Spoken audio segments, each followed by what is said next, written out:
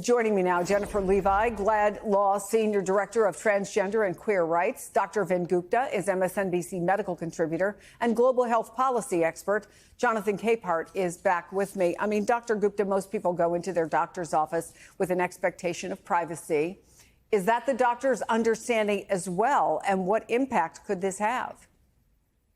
It is, Chris, and important to be clear with your audience on what they should expect when interacting with their medical provider and what doctors should be thinking about in this new age. Typically, patient data is fiercely protected through a law that goes by the acronym HIPAA, Health Insurance Portability and Accountability Act. And that protects the provision of health information. So you can't just willy-nilly give it out.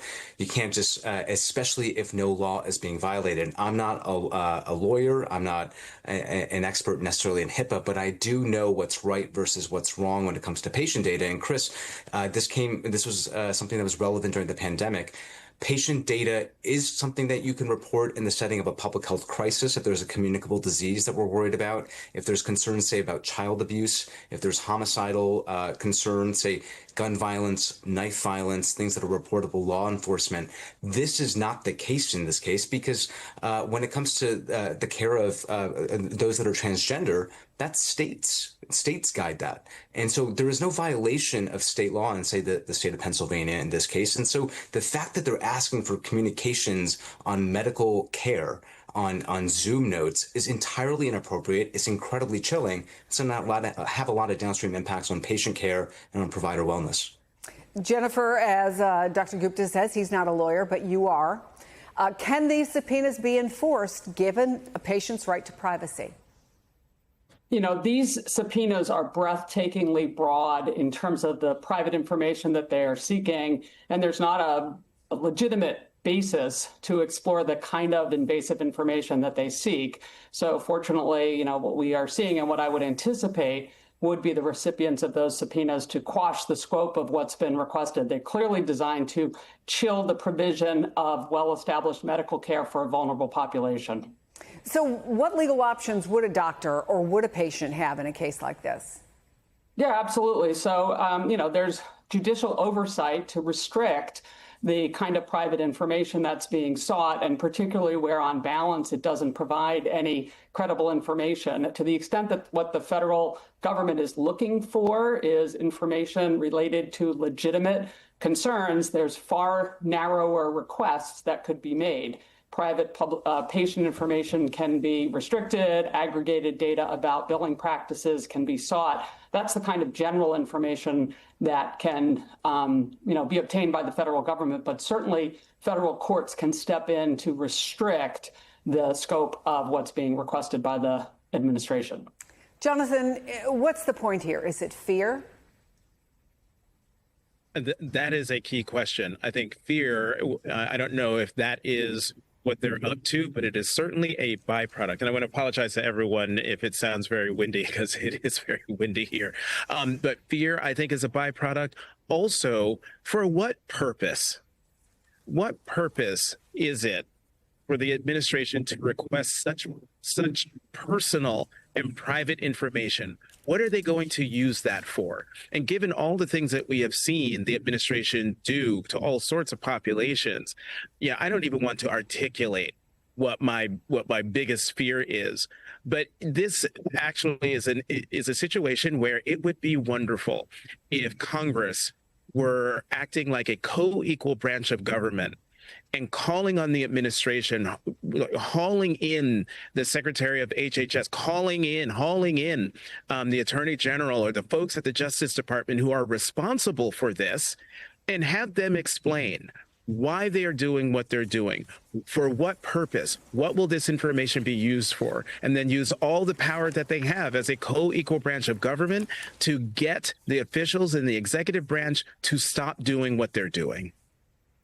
Dr. Gupta, there was a Midwestern doctor who had to turn over a work cell phone to supervisors after their hospital got a DOJ subpoena, and told the Washington Post this, quote, "Frankly, I'm looking over my shoulder driving home." I mean, we're already in a time when doctors could face prison time for performing abortions. Can medicine be practiced effectively And in accordance with the Hippocratic Oath, if not medical but political considerations are at play. No, it cannot. And this is the canary in the coal mine. You mentioned the provision of abortion care, even in settings of emergencies. And when the life of the mother, for example, is at risk. We've seen in cases like in Kansas where sometimes life-saving procedures are being withheld because doctors are worried about impacts from a litigation standpoint. And we're seeing this in the case of the Midwestern doctor. And I'll also say before long, with vaccine recommendations now potentially going off label, say COVID vaccine and kids, an off label recommendation from the American Academy of Pediatrics, concern now amongst provider groups is, Chris, what happens if, say, a pediatrician recommends an immunization, provides immunization for something that is not necessarily recommended from ACIP and the CDC? Could those providers be sued? And so articulating some of the fears here and where this could potentially go, again, this is the canary in the coal mine. And, where are we heading next? That's the concern. So, Jonathan didn't want to say what his biggest fear was, but I wonder if you'll tell me what's your concern about where this might go next. Yeah, I mean, this administration has been openly hostile towards transgender people, has taken steps to eliminate parents' ability to get the health care that their adolescents need. And this, deep fishing expedition clearly has an intended chilling effect on the provision of well-established medical care. So, yeah, I'm very concerned about the goal of this administration, which is to keep transgender adolescents, transgender adults potentially from getting the medical care that they need and from going after the doctors that follow the Hippocratic Oath in providing it.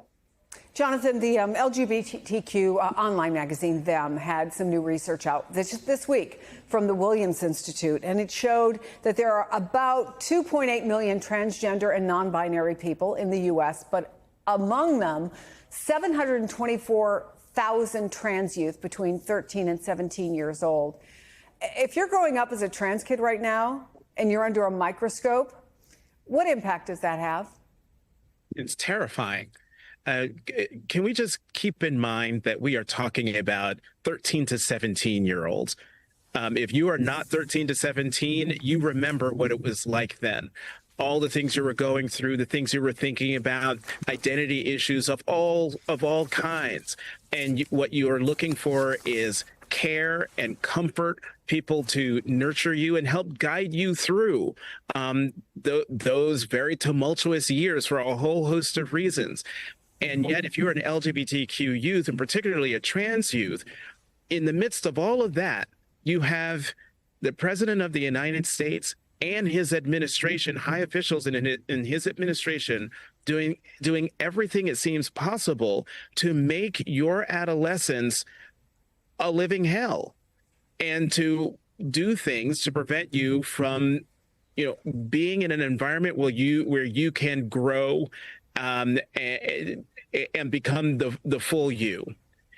And that's what I think is among the many things that is so terrible about what's happening.